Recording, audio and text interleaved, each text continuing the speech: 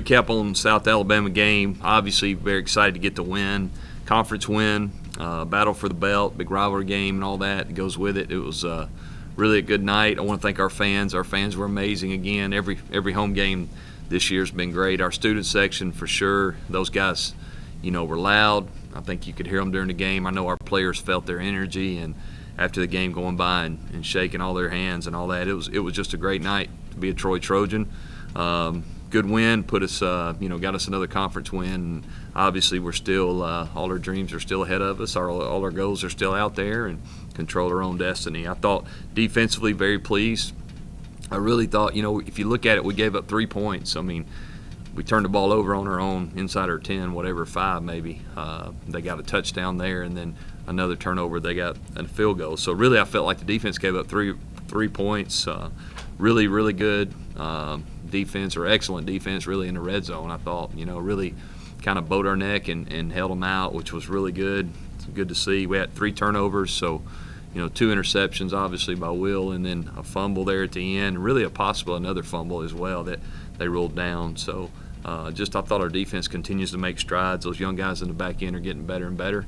They try to throw it over our head. I thought Brandon and his staff had a great plan. They executed it. They've had a good plan a lot, but we were able to execute the plan, mixed in some different coverages, and I think that was a big part of their success on defense.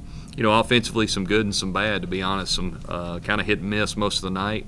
A lot of self-inflicted problems. We didn't punt all night, which is amazing. You'd think if you don't punt that you'd really score a lot of points, and obviously it comes down to the turnovers. We turned the ball over the last 2 times out, and for us to get where we want to get to, we're not going to be able to do that. So we got to make sure we do a better job protecting the ball, especially there at the quarterback position. Running back and O-line, I thought they played really well. I mean, that showed in our run game and also in the pass protections. I thought that group as a unit, I thought played their best game. Javier Fry was back with us. I thought that gave us a lift. He was able to get some carries in there and showed some explosiveness, which I really excited to see him get back and get healthy. Did not punt, like I said earlier, which is good, but we need to do a better job protecting the ball. Special teams, solid, not great, but solid, I thought. Need to cover better on kickoffs. That's something that showed up the other night when we didn't kick it in the end zone into the win. We didn't cover well. And they got a good returner. Their running back was their returner. He did a nice job, but we got to execute, stay in our lanes, go around the side you're supposed to go around. Do the little things that you're supposed to do and your coach to do, and we'll be just fine. Tyler Sumpter, congratulations to him. He was named Sun Belt Special Teams Player of the Week, so that's exciting to see. He's been really solid for us, especially punting the ball. He's excellent punting and field goals. I think he made a couple the other night as well. So good to see him get recognition there. Troy, here inside our program, our players of the game, offensively, really we just gave it to all 5 offensive linemen: Austin Stidham, Kirk Kelly, Dylan Bradshaw, Tristan Crowder, J.L. Gaston. All 5, I thought they played great as a unit. They, if you look at what they did, we ran for 220 yards. We had 34 knockdowns as a group, which is a really good number. No sacks, 13 explosive plays, and 0 penalties. Pretty impressive night for that unit, I thought, as a whole. So good to see that. Defensively, Will Sunderland, obviously 2 interceptions, 1 return for a touchdown. He played his best game so far. He had 4 solo tackles. He was very active. Really impressed with how he played. Came up and really was physical. I know the one, he got a little bit of a stinger, and thank goodness he wasn't hurt worse, but he was fine. Came back in and actually made the big interception after that. So good to see him play well. Special teams, we gave it to Micah Murphy this week. Micah is a walk-on player for us that just does whatever we ask him to do, plays a lot of different roles for us on special teams. He also plays some on the scout team. Some weeks he goes over and gets reps with the 1 defense or the 2 defense. Continues to show great effort and execution. He's a consistent guy, does what he's supposed to do, never has any issues on or off the field. He's what we call a TKG. He's a Troy kind of guy. He's the kind of guys that we want to recruit and get here, and we're excited that he's playing well for us on special teams. Georgia State, when you take a look at them, obviously a 5-2 record, 2-1 in the conference. Got a really good football team, much improved. They've made a lot of strides. I know they didn't start football until I think maybe 10 years ago, or maybe a little more than that. Their head coach is Sean Elliott, really good guy. Know him very well. He's an excellent coach. He's done a great job there getting that program going. You can see the recruiting paying off for them, and I think they're a very, very good football team. Obviously has a couple good wins, beating an SEC opponent, Tennessee. And then obviously I thought beating Army was a really good win too. Army presents you so many problems with what they do on offense, and to be able to beat those guys was a big win for them for sure. So we got our hands full offensively. I think it starts with our quarterback, Dan Ellington. He's a really nice player. I mean, he's impressive. He's one of the better quarterbacks in our league. Dual threat guy, can run, can throw. You see that. I think he's their second leading rusher, and obviously leads them in passing. Excellent player. Really got some moxie, tough guy. His improvement from what I saw last year on film to what I'm seeing this year is a big jump. They've done a really nice job with him. I think that's a credit to their coordinator, quarterback coach, and I think he's where the offense starts. They have a couple other good players. Trey Barnett's their running back. He's their leading rusher, scored 6 touchdowns. I mean, he's almost got 700 yards. So he's averaging almost 100 yards a game. Really good back for them. They also got 2 wideouts, very productive. Cornelius McCoy, I think he's got 40 catches. Sam Pinckney's got 30. So they do a great job distributing the ball. They're pretty balanced. And they're in the RPO world and giving you a lot of different looks. So be a big challenge for us on defense this week. Defensively, I mean, Trajan, I think is how you pronounce his name, Trajan Stevens McQueen is our leading tackler. He makes a ton of plays. Very physical guy, very active. I know he's had a couple interceptions as well. So he's a guy that we definitely make sure we get our hands on and get blocked. I think their other linebacker had an injury from what I understand. He's a nice player too. Remy Lazarus is their safety. He's their third leading tackler. You see him show up in the run game and the pass game. He's very active. They get him down there. He does a great job tackling in space, very physical. Definitely a guy that's one of the better players in our league. Donte Wilson is their D tackle or nose, depending on how they line up. He's an excellent player, really twitchy, shows a lot of body quickness, good burst, good get off on the football. Doesn't stay blocked. He plays extremely hard, plays with great effort. I think he's got 4 or 5 tackles for loss. So they've got some good players on both sides of the ball. The special teams is solid. It's definitely a big challenge for us to go on the road, win in the conference. We've said that all along.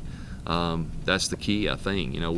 We've dropped one here at home that we felt like we shouldn't have dropped, and now we're going to go on the road, and we got to make sure we handle the conference games on the road and really have an opportunity to win. We're going to have to play really well in all 3 phases, and that's what we're starting on this week. We had a good Sunday night practice, and then today we'll get into our normal Tuesday routine. All right, questions?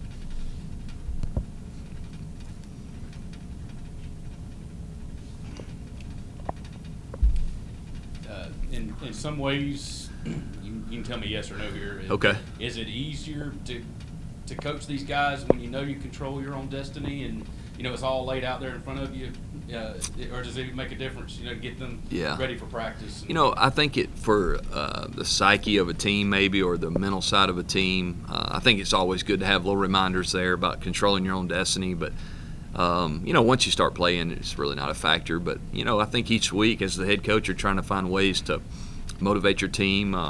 Football's a long season, 12 games, and that you're guaranteed, and plus a couple bye weeks, so you're looking at 3 or 4 months, and these are young guys that I think you have to find ways to motivate. The good thing is you remind them, hey, all we have to do is take one day at a time, do what we're supposed to do, prepare the best we can, play our best, and we still have an opportunity to accomplish a lot of goals that we want to accomplish. And that's where we are sitting here in the middle of October, or toward the end of October, and obviously we still got a long ways to go, a lot of good football teams to play, but I think that helps our team. These kids today, everything's, with social media and all that, everything's like right now, where are we at, what's going on, and I think it's just a good way to try to keep them focused.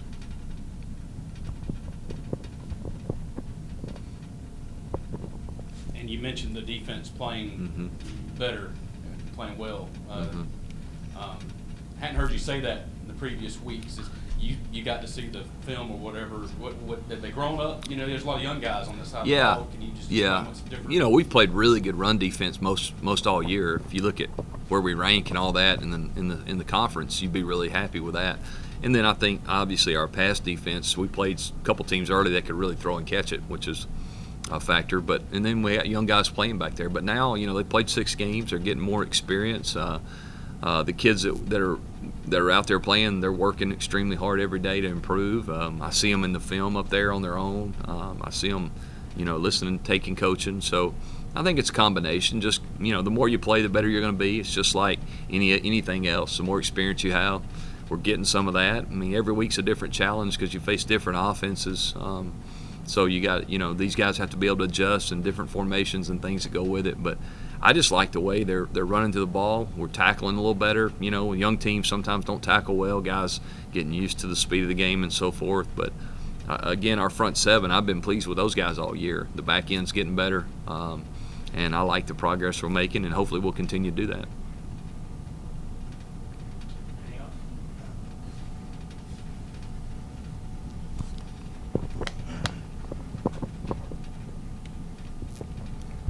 I think, was it Melvin that got the targeting? It was, yeah. All right, how do you manage? You get him back at halftime. Yeah. That's a little bit new. We're a couple years into that, but yeah. What is that like? Yeah, it makes it tough. I mean, I want to say too, Melvin's had two of those, and neither one of them were intentional. I mean, if you remember the first one, the running back's breaking through, and as Melvin comes in from an angle to tackle him, he kind of lowers his head, and Melvin's trying to get lower than him, and their heads collide, and it's unfortunate. I mean, we don't want guys to get hurt, including Melvin, because it's just as dangerous for the defender as well. And then the one the other night, he's reacting to a ball in the end zone, in the red zone, tight throws, and he gets over there and his face hits his face, and by rule it's targeting. So with that being said, I think that's why you got to have more than 4 guys that can play in the secondary.